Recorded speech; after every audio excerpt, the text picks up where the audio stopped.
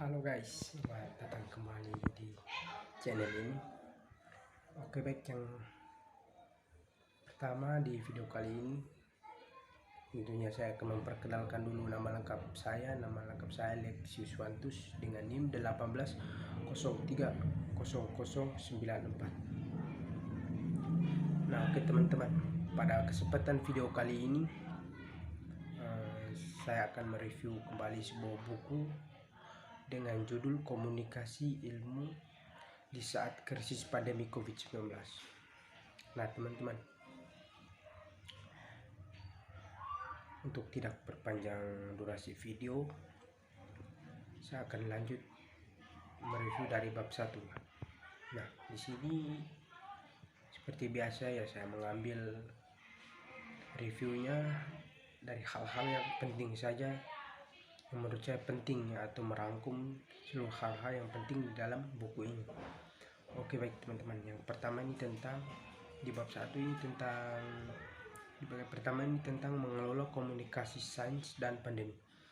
Nah, pada bulan Desember 2019, berbagai peristiwa mulai mengalir di Asia yang mengubah kehidupan semua orang di planet ini. Nah, penularan virus dari kelelawar yang orang bilang banyak konspirasi bahwa virus ini tertular dari kelelawar ke manusia.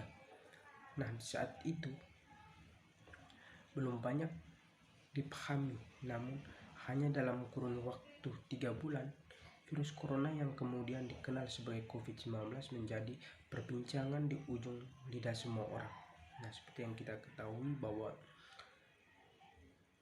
penolakan saintis oleh para profesional medis, teknis, bahkan politik perkembangan menjadi serangan gencar informasi yang menguji kurva belajar sebagian besar individu. Nah, studi tentang komunikasi sains telah mengambil beberapa perubahan penting di akhir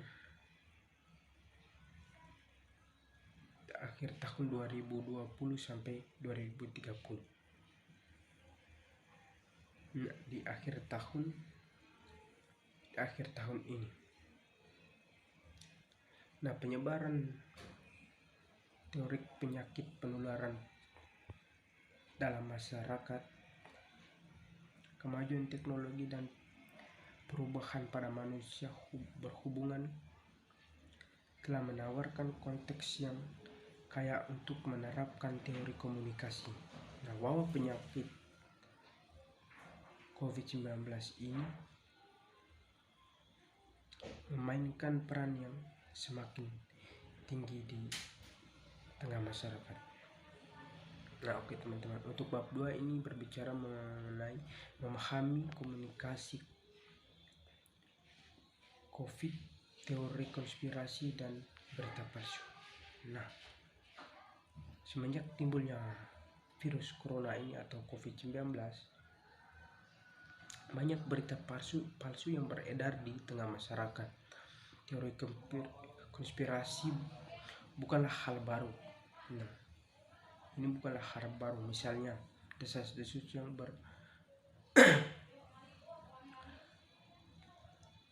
desas-desus terkait dengan wabah Black Death pada pertengahan tahun 1300-an membuat orang Yahudi menjadi kambing hitam karena meracuni makanan kota, sumur dan sungai sebagai penyebab penyakit dan kematian misterius. Nah, desas-desus semacam ini menyatu dengan baik prasangka dan keyakinan yang sudah ada sebelumnya. Oke baik teman-teman, untuk bab 3 ini berbicara mengenai bagian ketiga ini berbicara mengenai bagian kecemasan, bagaimana kecemasan eksistensial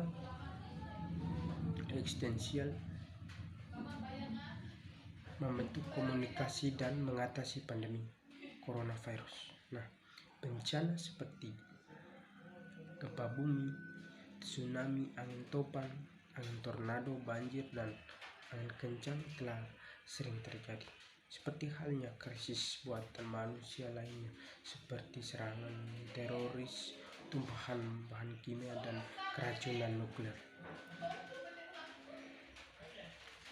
Nah, di Amerika Serikat berbagai masalah atau berbagai bencana alam sudah terjadinya. Dilema yang kita hadapi sebagai manusia sangatlah jelas dan sulit dipercayai. Kapasitas kognitif kita yang luar biasa bisa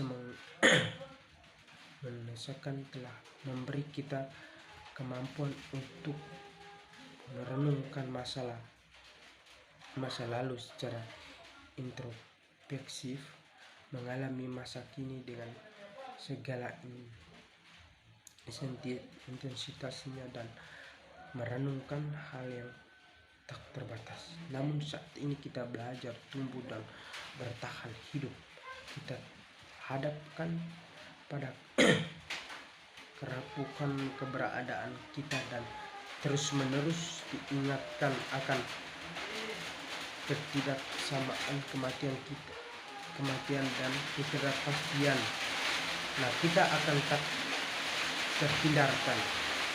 Oke, baik. Untuk bab keempat ini berbicara mengenai penyakit coronavirus 2019 adalah penyakit pernapasan baru yang dapat dan dengan mudah menyebar dari orang ke orang.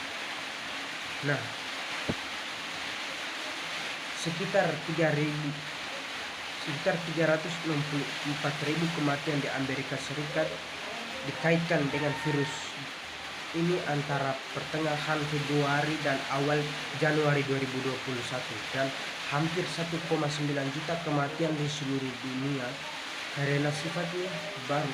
Lebih sedikit orang yang memiliki kekebalan sehingga banyak yang membutuhkan perawatan kesehatan dan rawat inap. Ada banyak laporan tentang bahaya bagi pengasuh di perawat kesehatan di Amerika Serikat diberikan dalam sistem kompleks yang diatur oleh yurisdiksi yang berbeda. Nah, untuk bab kelima ini berbicara mengenai identitas dan informasi yang berlebihan.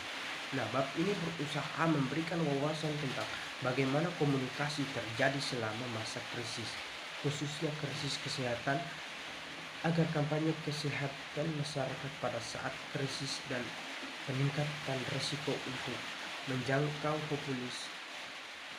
populasi ini kompleks. Ketidakpercayaan harus diakui dan dipertimbangkan ketika merencanakan investasi. Ini sangat penting mengingat bahwa informasi kesehatan sangat penting untuk pengambilan keputusan yang terinformasi dan kognisi. Panas dingin yang disebut di atas berdampak kepada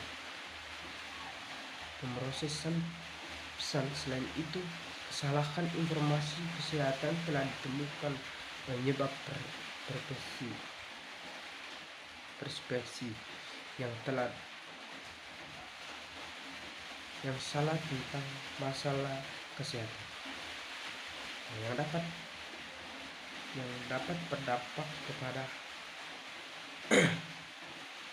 kerentanan dan keparahan masalah kesehatan yang dirasakan oleh masyarakat. Nah, baik, untuk bab ke-6 ini berbicara mengenai bagian ke-6 ini berbicara mengenai media sosial, persepsi risiko terkait COVID-19 dan hasil kesehatan. Nah, antara Januari dan April 2020, COVID-19 menyebar dengan cepat dari asalnya di Wuhan, Cina ke lebih dari 100 negara dan semua 50 negara bagian di Amerika Serikat. Penjabat kesehatan masyarakat dan pemerintah di seluruh dunia dan organisasi kesehatan atau WHO telah berusaha untuk mengurangi penyebaran penyakit dengan meningkatkan kesehatan dan meningkatkan kesadaran terhadap perilaku kolektif seperti jaga jarak sosial, memakai masker, wajah, mencuci tangan, dan mencari pertolongan medis jika mengalami gejala penyakit. Nah, pada penulisan bab ini ada 20,6 juta kasus COVID-19 di seluruh dunia dan jumlah kematian akibat COVID-19 adalah 7.400 di seluruh dunia. Dan di Amerika Serikat, karena COVID-19 terus menyebar di Amerika Serikat di seluruh dunia, pemahaman tentang persepsi risiko publik menjadi semakin penting. Nah, oke, baik teman-teman. Mengingat dengan durasi video yang hanya terbatas, mungkin sekian saja review buku yang terkait dengan perkembangan virus corona di seluruh dunia ini, atau buku yang berjudul Komunikasi Ilmu di Saat Krisis Pandemi COVID-19. Atas kurang dan lebihnya saya ucapkan mohon maaf.